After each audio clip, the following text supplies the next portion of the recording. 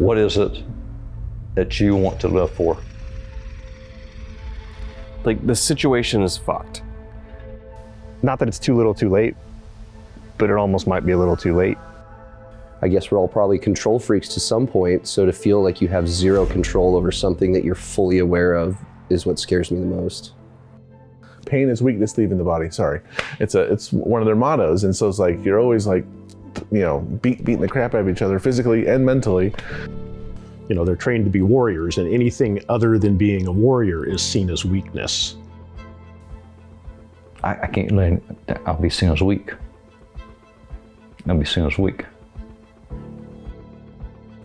Man or woman who is serving is 4 times more likely to die at their own hands than they are at the hands of the enemy. I think we've all pushed it back years. You know, I got out in 2015, and until this trip, never really talked to anybody. This needs to stop. This cannot keep going on.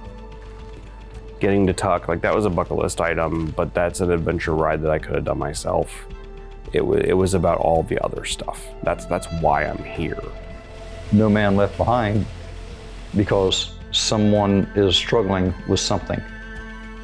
I hope that Embrace the Tuk becomes a movement. I really do. If we're gonna have this make a big impact, if we're gonna reach the masses, if we're gonna reach the individual that needs to see this, I'm doing it for the one. If it helps the many, great. But if I can help one, that's great. It's 8,000 people a year, and that's a low number. Like, every veteran knows somebody who has committed suicide. Oh, this is so much worse than I ever could have possibly imagined it, and everyone knows it. Like, all the veterans at least know about it and want to try and do something about it.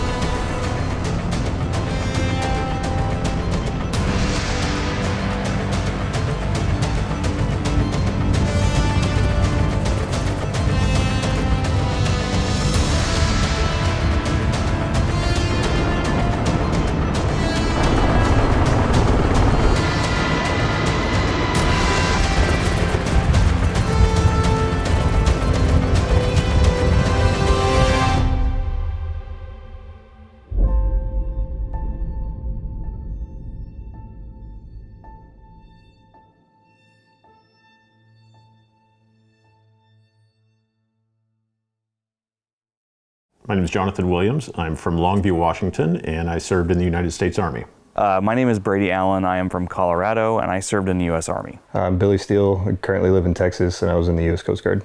My name is Doug Smith. I'm from Jacksonville, Florida, and I served in the Florida Army Air National Guard. My name is Thomas Jesse Pena Jr. I'm from Washington State, and served in the United States Marine Corps, the United States Coast Guard, and the Army National Guard. My name is Carl Jennings. I'm from the Bay Area, California, and I'm actively serving in the U.S. Coast Guard. Going to Tuktoyaktuk is a bucket list item for adventure riders. But to be able to do it with fellow veterans and build those relationships with these guys. I don't know any of these guys really outside of the weekly Zoom meetings that we've had since this whole thing has kind of started up. So getting to know those veterans and hearing their stories and hearing their struggles is something that I'm really looking forward to. The difficulty of the trip, you know, we're not taking a beach trip to Miami or something, right? Like it's intentionally hard. Taking a group of people from all over the country that don't know each other and trying to accomplish one of the hardest trips you can make in North America, I think that alone stands out. If I didn't think it wouldn't help, I wouldn't be doing this project. Otherwise, it's just a motorcycle ride. Like, if it prevents one person from taking that step, then it's all worth it. If we can help a lot of people, hey, great. But if it stops one person from committing suicide because they looked at this and said, okay, I'm gonna call my buddy, we're good. 2 friends died from suicide. I've had other friends and family actually get kind of hint to it. So I'm like, so it's on my radar, and I like to help people, so. And this is one of those times where this is something that I can control and something I can do. And I think that this will have, measurable results, hopefully. There is a defined goal and mission, and we're all like-minded to do it and to make it happen.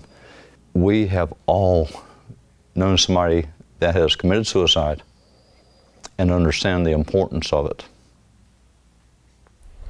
Guess you saw everything you wanted to see.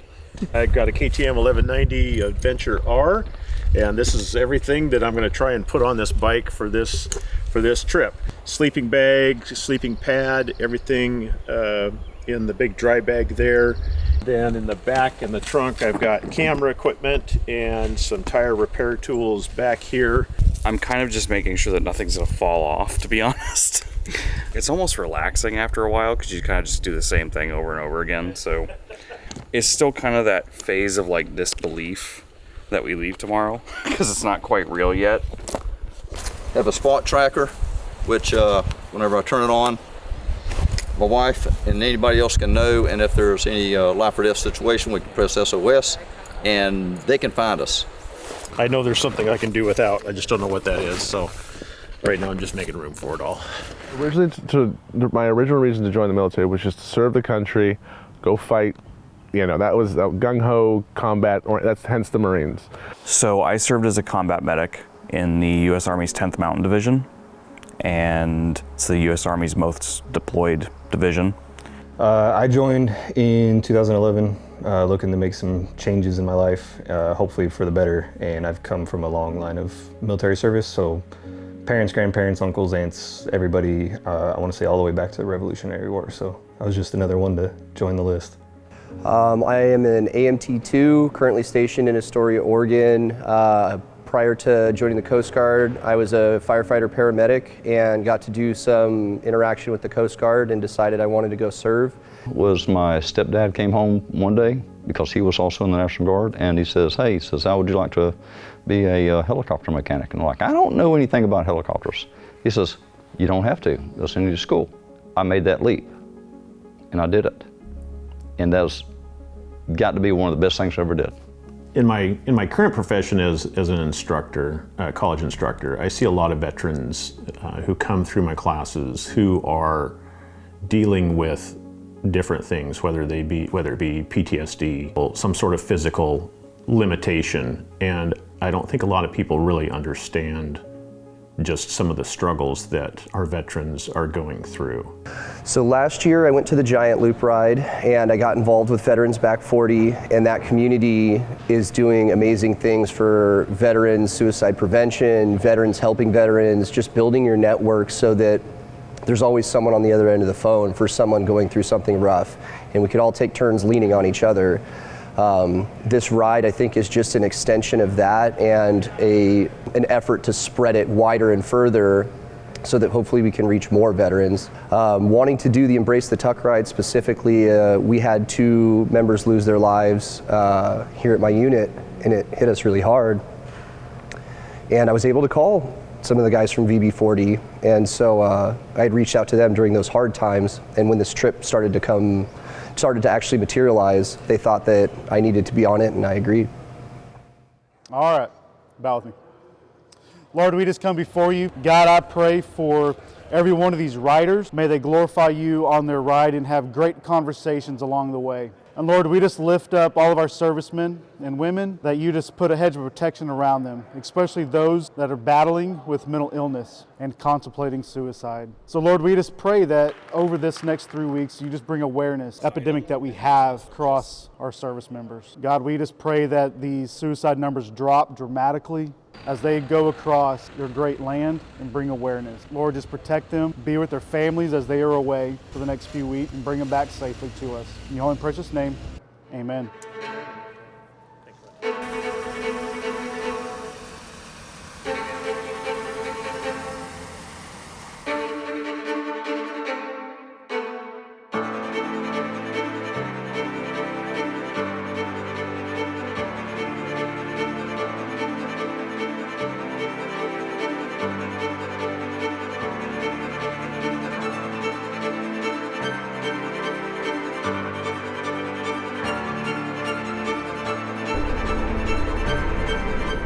Purpose of the trip? We're all veterans. Yeah. We're going on a trip, going up to Tuktoyaktuk, however you pronounce the name. Okay.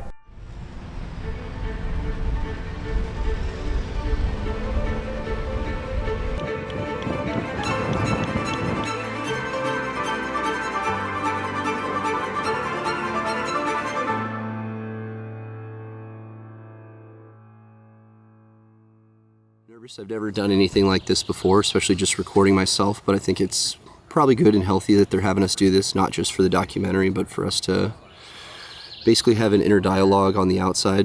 The 12th, so we're a few days into the trip now.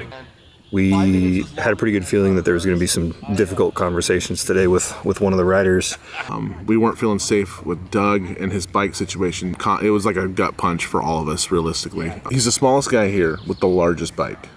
Just a random idea, I'm the biggest guy with the smallest bike. So I said, hey, let's just switch bikes. The last thing I want you to feel like is you're being targeted, because you're not. But I'm going to be perfectly honest with you. There are some real concerns about your ability once we get into some hairy stuff. Of course, I'm on the inside of the fishbowl looking out, but y'all are on the outside looking in. And if that's what y'all see, then so be it. I'm not here to jeopardize anything. Mission first. I'm just glad we have a plan to keep you coming with us. Yes. The last thing we ever wanted to do was turn you loose or turn you around or anything. And It's just tough because it's a group of guys that have never ridden together, and everyone has different skill levels and comfort levels and all of that. So just thank you for handling this well. Doug took it like a champ. He was really, really receptive, which is great, because I didn't want to hurt his feelings. And then we ended up switching bikes. So him and I are kind of like bike buddies. Immediately he felt more comfortable with riding the KLR. It's 150 pounds lighter than his bike or something like that. there's probably some storming left to go, but we got a big chunk of it out of the way, and we're even closer after, and people are communicating better and people are communicating healthier. Having this tunnel vision that Tuk is our destination, Tuk is our goal, and that's a trap that I want to be careful I don't fall into, because Tuk is not our goal. Our goal is to raise awareness to veterans and active duty members in need, and that's our goal. Tuk is just a bucket list checkoff. Yeah, that's all right.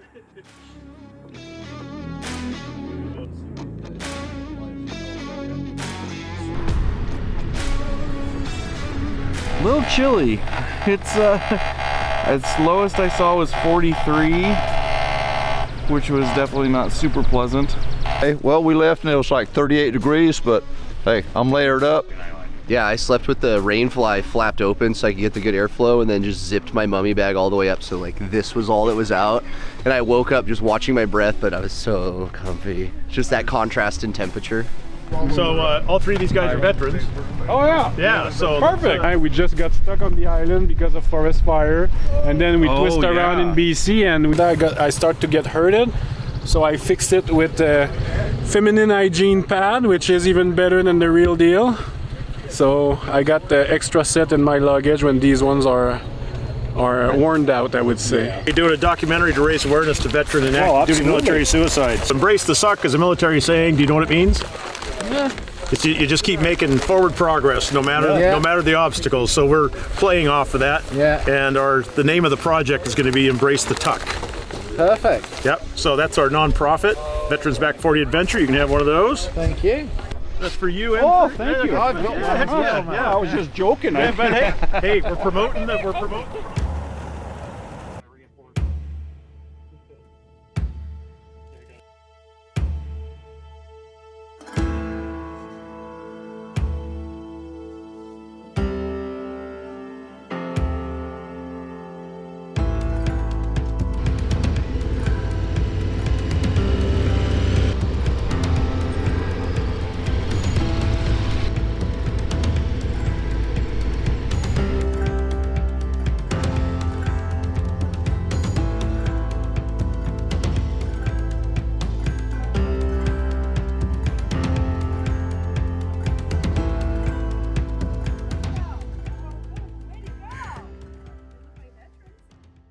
And we're never going to eliminate veteran suicide. We're never going to eliminate suicide in general, but we can make a difference. It doesn't have to be as bad as it is, because it's horrible right now. Even the numbers you see, the catchy things like the 22 a day, right? Like those numbers are skewed. There's a lot of estimations that it's significantly higher. Culture that's ingrained, especially in our combat forces, where they're trained to be warriors, and anything other than being a warrior is seen as weakness. Pain is weakness leaving the body. Sorry, it's one of their mottos, and so it's like you're always like, beating the crap out of each other physically and mentally. There's I guess the survivors of these instances, which is what I am, not like my own personal suicide, but I survived when someone else didn't kind of deal. You feel helpless about anything you could have done or can do moving forward, even though you know about a problem, you have no tools to fix it, or you're just scrambling to find a tool to fix it. And then the member themselves, the active duty person or veteran, how helpless did they feel that this became the top option, that this climbed their list of mechanisms, that this was now the solution to something. I guess we're all probably control freaks to some point, so to feel like you have zero control over something that you're fully aware of is what scares me the most. I think it has so much to do with ego. I can't let I'll be seen as weak. I'll be seen as weak. And from that point, you know, if you just deny it so long, you're going further and further down a rabbit hole, and you get to a point that you don't think rationally. I would say that mental health issues have always been stigmatized within the U.S. military. I mean, you can go back to World War I or even earlier, and you had shell shock and, you know, stuff like that. It's all the same thing. It's all PTSD. It's just different terms for it. It has nothing to do with your resiliency or your toughness or even what the experience was. Trauma is trauma. Losing sense of that purpose or losing sense of some reason to keep going over time in combination with particular events, you know, on a smaller basis, they just eventually add up. Part of the reason why I don't sleep at night, you know, I get woken up by dreams that I don't particularly care to relive. My two co-workers, and the fact that they both took their life, and the fact that being on the other end where I had a family member commit suicide, it means that much more to me, because it's something that is a system that needs to be fixed, and they did not live the life that God intended for them to live out. The most recent ones that have really impacted me the most were losing two members at my unit that I'm currently at, and they were in the same year in what I would consider rapid succession. I guess if you look at statistics, it's not, but if you're that person there experiencing it, it's too much, too fast. Any are too much, but it was more than I could handle. I wasn't done processing a first loss when we experienced a second one, and I'm at a smaller unit. There's 30 some odd of us, and we're in close, tight-knit groups, and to lose two, not only from my base and my unit, but on the hangar deck, the same 3 helicopters, the same group of 30 people, it was a very tight-knit group that this happened to. And so he deployed to Syria and had to come back early from the deployment because I guess they treated a child who was around the same age as his kid, one of his kids, and that messed him up pretty good. And so he actually came back from that deployment early. He was home for a couple of months, and then basically the day after Thanksgiving, they had a whole like neighborhood party with all the neighbors, you know, friends over, the whole deal. Everybody had a great time, and the next morning he literally just took the trash out, walked out to the office, and shot himself. The people that I knew the best, I mean, he was definitely one of them.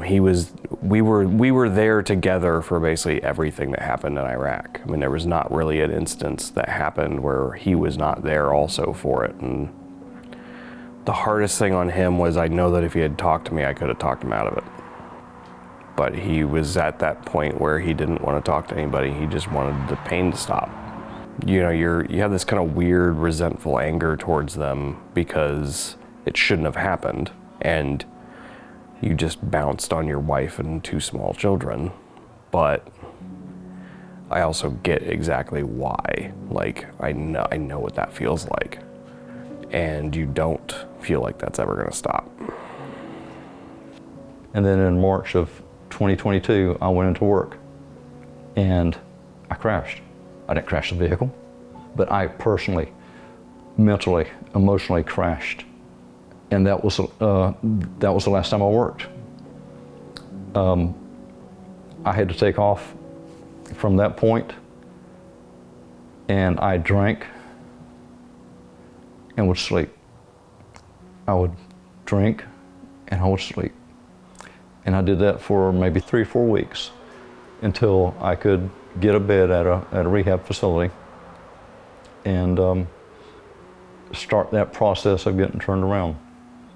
I was in that place for 2 months and went home, and I had to accept the fact that I had to retire. I couldn't go back to work again. Busy morning this morning. Billy and I got up early and we had a grinding noise on the trailer back on one of the wheels, so we had more rocks in the trailer brakes, and in the midst of all that we found that the trailer brake wiring was completely tore out, so we also had no trailer brakes. So we fixed all of that, fixed all the wiring. We had a fender that was getting pretty loose on the trailer, fixed that. We started working on bikes, adjusting chains and cleaning out fork seals again, and so it's been a pretty busy morning. Most recent difficult parts of the trip, we seem to be breaking everything. You know, locks being sticky, flat tires. The mud is so tacky, and they put some sort of calcium in it as well for the roads, that it made a brick of mud on top of my radiator. I got a high temp, followed by an extreme caution, followed by the engine shut off as I pulled up to the water spigot. KTM must have a function to say, all right, you're too stupid, you're gonna ruin this bike, and shut it off for me. We got into rain. Yeah, rain's great because it knocks down all of the dust and everything. However, it also makes for some interesting muddy situations. Everybody was a little bit more on cue to what they were doing, but at the same time, everybody's tired from yesterday. I don't think I've ever had such a hard ride in my entire life. Yeah, it was a long day. It was raining like crazy. I think we're a little fatigued, a little bit, so I want to get plenty of sleep tonight. Expected with this trip. This trip was supposed to be hard. It wasn't supposed to be easy by any means. Both physically and mentally. Everybody's drained. We're all fucking beat. Cold weather, sleeping on the ground, but it's what we signed up for. But we still have a lot of work to do on talking more and more in depth about what is happening with our veterans. So our aid station in Iraq was set up to where we had 4 patient beds. Nobody came into the aid station that was breathing or had a pulse. Doctors were burned out. We were just done. But as an RPG had come through his windshield, and basically everything from his eyebrows down was shattered. He was the first patient at our aid station in about a month that had left breathing, that had arrived breathing. And no matter how horrible that was, and like, holy shit, that was a patient I hope to never see anything like again. I think he ended up having like 60-something reconstructive surgeries, but he's gonna live. Those wins become so much more important after everything else that comes before it. We have all of these stories of people who have not made it. You know, we've been doing this whole thing and kind of focusing on the negative, but there is a positive aspect of this, of we're also all still here for each other, and that's a win.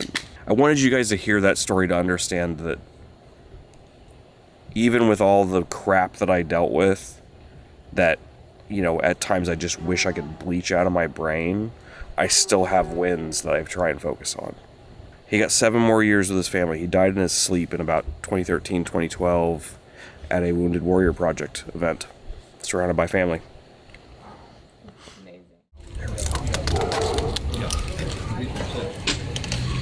Of our 6 bikes, we have 3 that have leaking fork seals.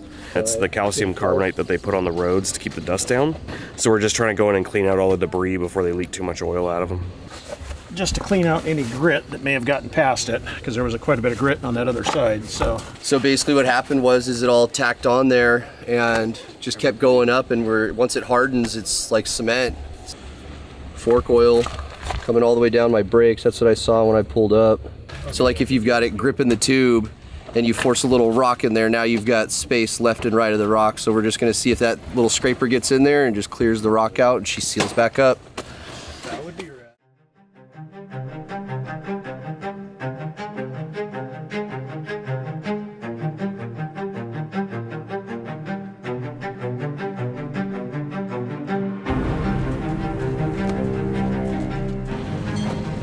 But as far as Eagle Plains, I don't know. I think there's maybe 4 people that live here, a bunch of truck drivers, a bunch of road workers, construction workers, oil field. You dust patches, some stuff like that. Mostly it was just, trucks coming the other way and completely browning you out in the helmet for 30 to 45 seconds where you're like, well, I hope the road's this way.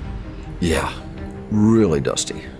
Some of the biggest semis I've ever seen in the world are just flying mock chicken down this road, and you've got little to no time to react. And when they hit you the opposing way, and then the cloud that they left behind, it stays in the air for another mile or two. Just the views on the Dempster yesterday. Wow. You're looking around you and it's really hard to believe that it's real. Every day for the last 3 or 4 days now, the scenery every day has been a step above the last. A rainbow cloud just shining out there. So that was pretty cool. Mosquitoes are unfucking real. I live in southeast Texas, and I thought mosquitoes were bad there, and these things are nuts. They're in and on and around everything you can imagine. Everybody's wearing nets and covered in DEET. We might as well be using it as lotion. I've never in my life seen a cloud of mosquitoes around each and every person like that.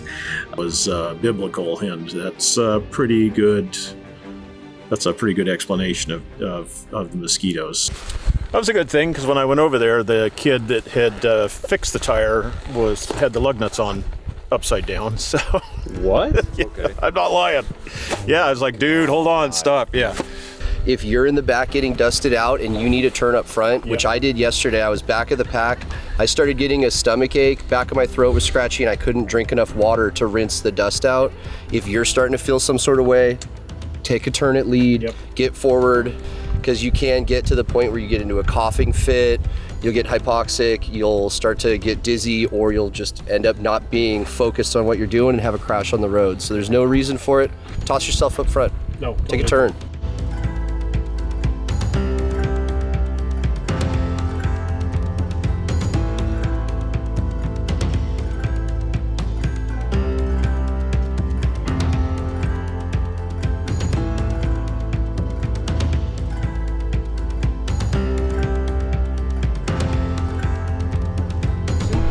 Fort McPherson, just getting a little quick gas top off, and then we're gonna keep moving. It should be a longer day today. We're making forward progress. It's wet, which is not bad, so it's not dusty. It's been fine. It's kind of pretty much what I expected. So thankfully nothing like major mud or anything like that. So just, the vibe's a little nasty, but the mosquitoes are the worst. But the road's been a little loose, but if you just let the bike go, it'll just go through all of this slush stuff. Yesterday was the bumpy stuff that was tearing up suspension and trying to eat tires. So I'd kind of take this little bit of washy with the rain knocking down all of the dust. It's making me appreciate just how much my wife means to me and my family and my son. I've had a lot of time to think about that.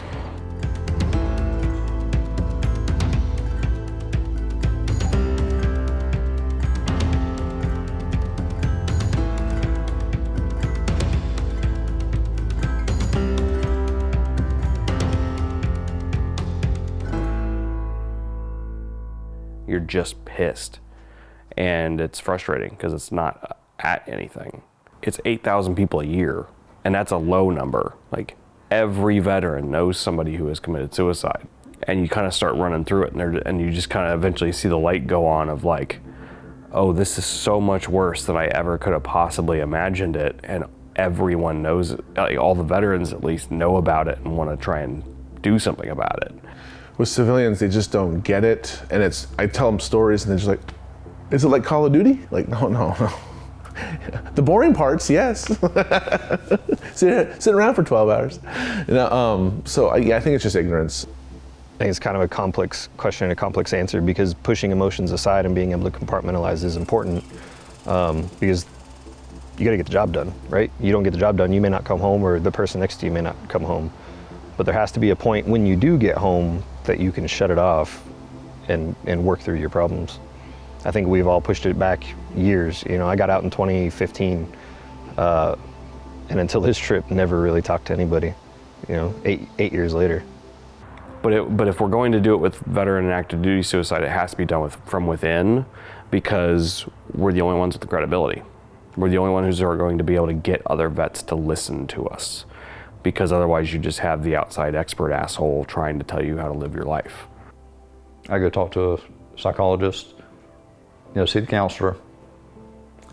They're trying to do a job, but they don't really have a good grasp on what it is we deal with.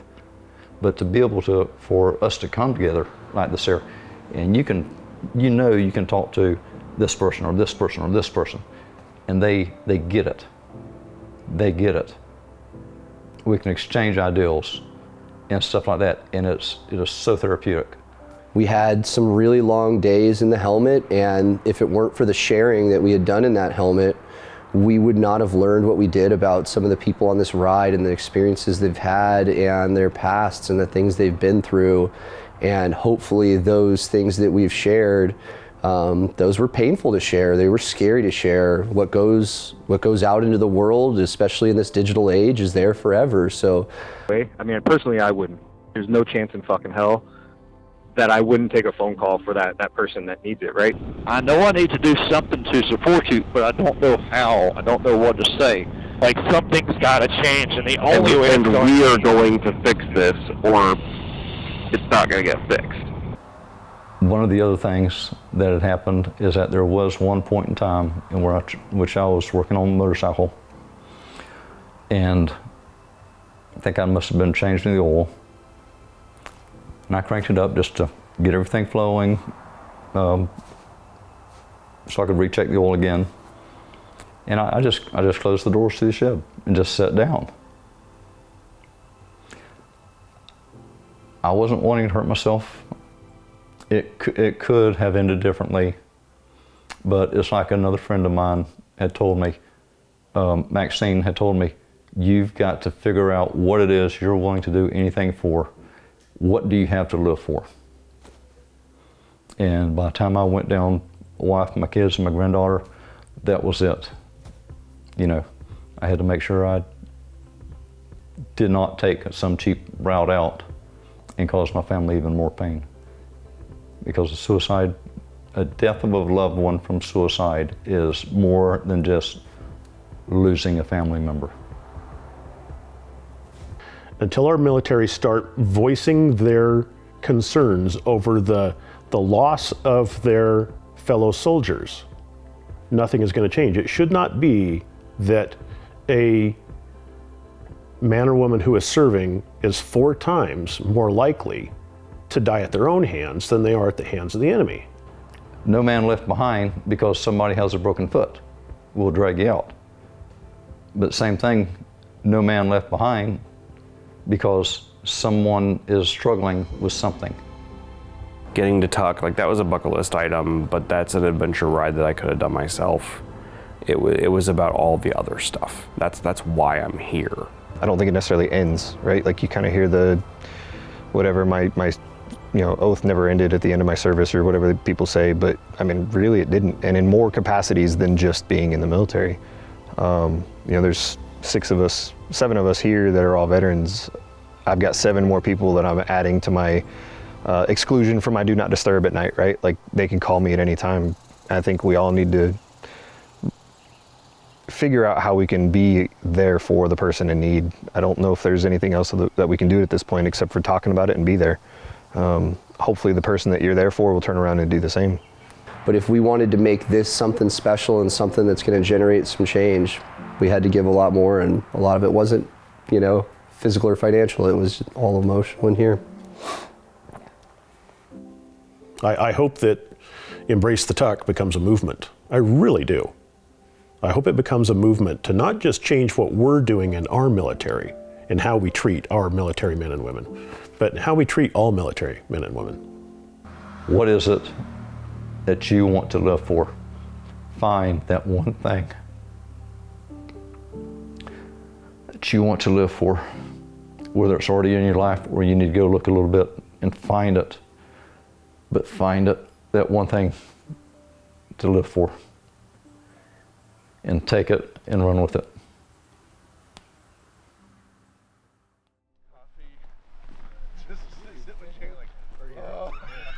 We are now in Inuvik. We didn't quite make it to Tuk today, but I think that was a good decision and a safe decision.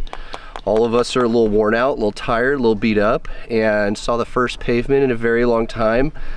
Had to fight every urge to just get down and kiss it, but we're now in camp setting up, and then tomorrow, Arctic Ocean. Long day, lots of dust, not a whole lot of miles, lots of malfunctions and stops, lots of mosquitoes.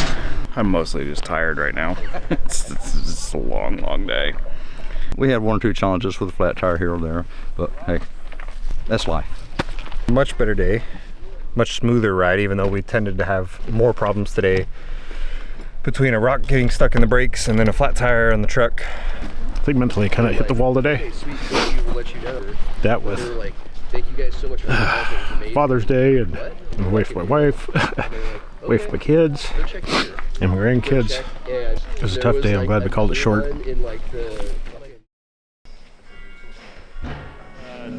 She was born in California, so she's used to that. I don't think I could get her to live here. No, I don't think so. She's a good woman, though. I have to say that because I'm on camera now, so.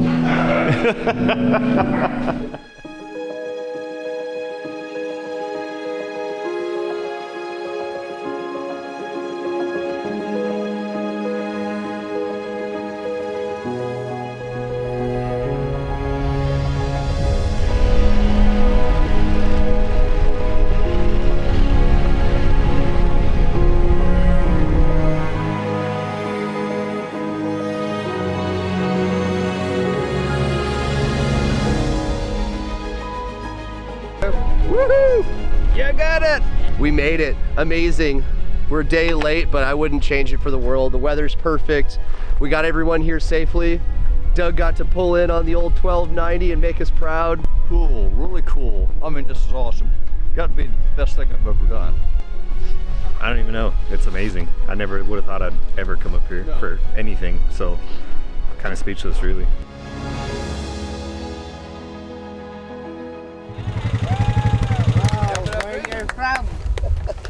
Where you're from?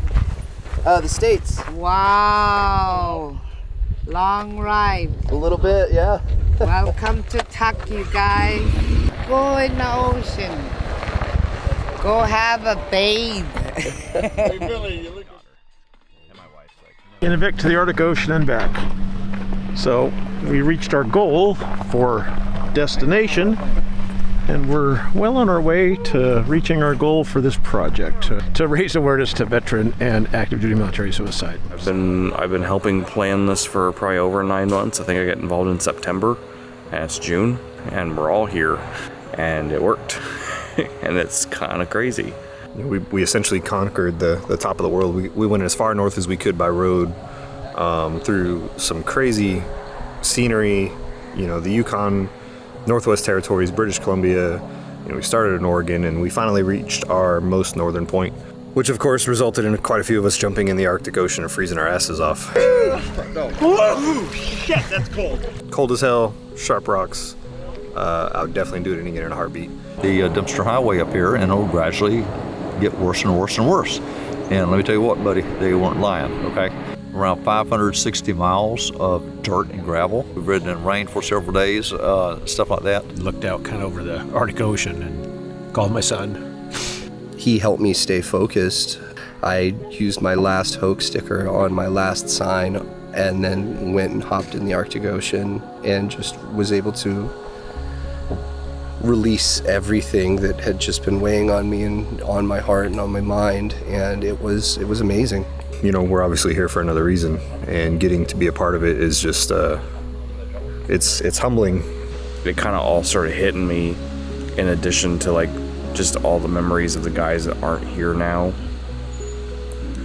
and how much I wish that they could be to take part in this. So that was a really emotional moment for me. I definitely got pretty overwhelmed.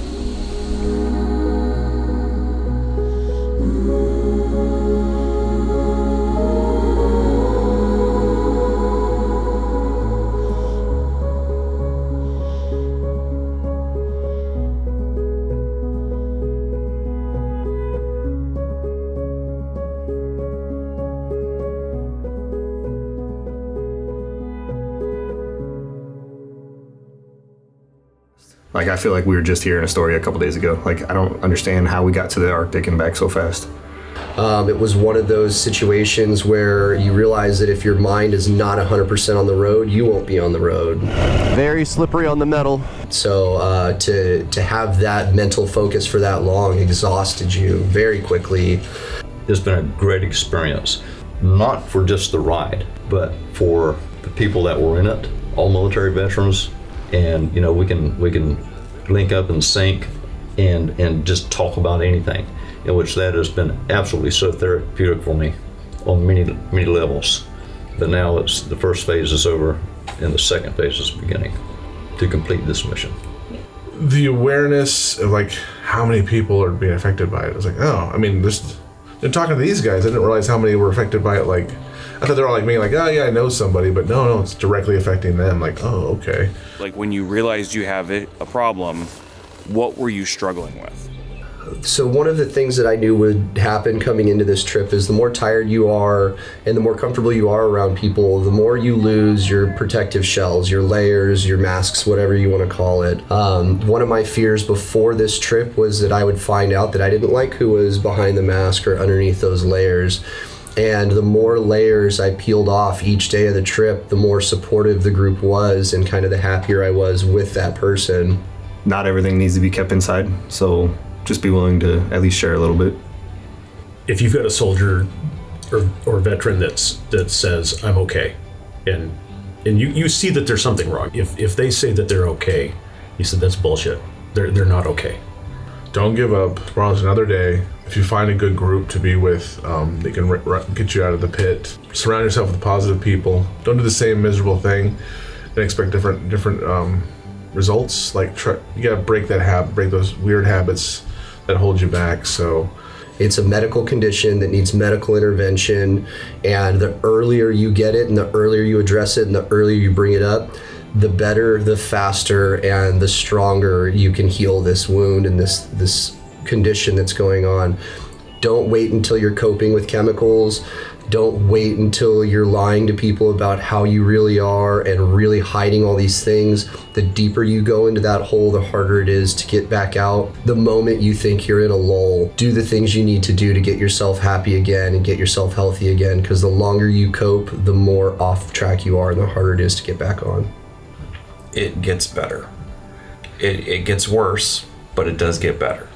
This trip is kind of a visual representation of what it feels like to be dealing with PTSD and depression and everything else. Like, there's high points and low points. There's successes and there's failures. But you always have people around you that you can lean on. And we did make it. Make a little Doug sandwich. Like I struck a gold mine with your hand in mine. Our love came alive. We've still got the rest of our lives. The rest of our lives. The rest of our lives. Oh, the rest of our lives.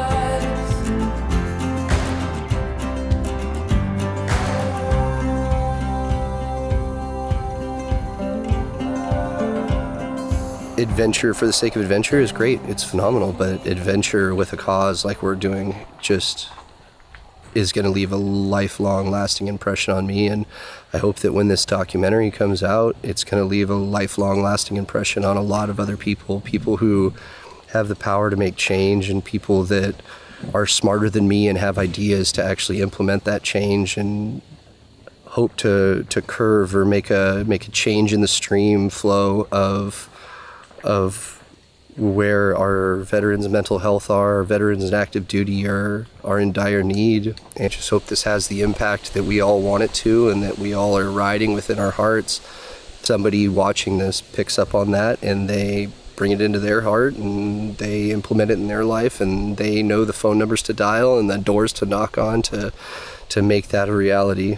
Anybody who watches this, I hope you get as much out of it as we did, and I hope you know that If you aren't on this ride with us, but you feel connected to it, then you are on this ride with us, and you're here with us, and we're here with you. And if you're going through something yourself, use the resources, call your shipmate. If you're doing great, that's amazing, great.